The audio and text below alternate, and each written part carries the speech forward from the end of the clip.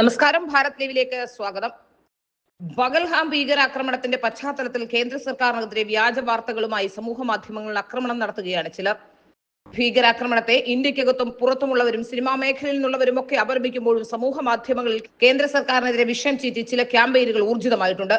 ഇതിൽ 2 വീഡിയോ പോസ്റ്റുകളാണ് കൂടുതലായി എക്സിൽ പ്രചരിക്കുന്നത്. ഒരാൾ മറ്റൊരാളെ തോളിലേറ്റ് നടക്കുന്ന വീഡിയോ കാണിച്ച് കശ്മീരി മുസ്ലിം ഒരു ടൂറിസ്റ്റിനെ രക്ഷപ്പെടുത്തി എന്ന രീതിയിൽ പ്രചരിക്കുന്ന വീഡിയോ വ്യാജമാണെന്ന് കണ്ടെത്തിയിട്ടുണ്ട്. എന്നിട്ടും ഇത് നിരവധി പേരാണ് പങ്കുവെക്കുന്നത്.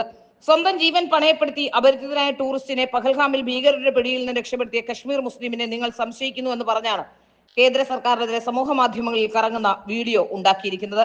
കശ്മീരിൽ ഇന്റലിജൻസും സുരക്ഷാ സൈനികരും പരാജയമാണെന്ന് ഒരു ലോക്കൽ കശ്മീരി വിളിച്ചു പറയുന്ന വീഡിയോയാണ് സർക്കാർ വിരുദ്ധർ ആസൂത്രിതമായി പ്രചരിപ്പിക്കാൻ ശ്രമിക്കുന്ന മറ്റൊരു വീഡിയോ.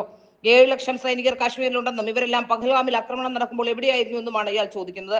വാസ്തവത്തിൽ 7 ലക്ഷം സുരക്ഷാ ഉദ്യോഗസ്ഥന്മാർ കാശ്മീരിലുണ്ടെന്ന പ്രസ്താവന തന്നെ വ്യാജമാണ്.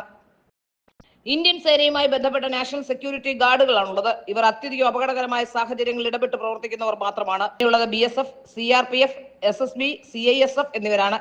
ഏതായാലും ഇവരുടെ എണ്ണം തീരെ കുറവുമാണ്. അധികവും ജമ്മു കാശ്മീർ പോലീസും അതിന്റെ കീഴിൽ പ്രവർത്തിക്കുന്ന ഇന്റലിജൻസ് യൂണിറ്റ് അടക്കമുള്ള വിവിധ വിഭാഗങ്ങളാണ് സജീവമായി ഇവിടെ പ്രവർത്തിക്കുന്നത്.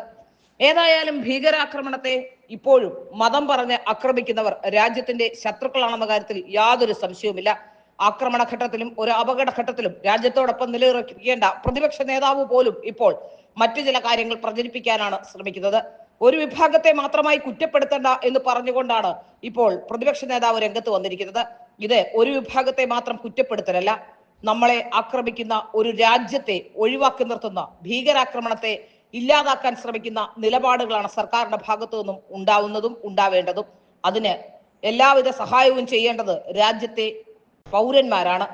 എന്നാൽ മതം പറഞ്ഞും കേവല രാഷ്ട്രീയ നേട്ടങ്ങൾക്ക് വേണ്ടിയും അത്തരം കാര്യങ്ങളെ വഴിതിരിച്ചു വിടുന്ന സമീപനമാണ് നിർഭാഗ്യവശാൽ കേരളത്തിലെ പ്രതിപക്ഷ നേതാവിന്റെ ഭാഗത്തു നിന്നുണ്ടാകുന്നത് എന്നത് അത്യന്തം അപലപനീയം തന്നെയാണ്.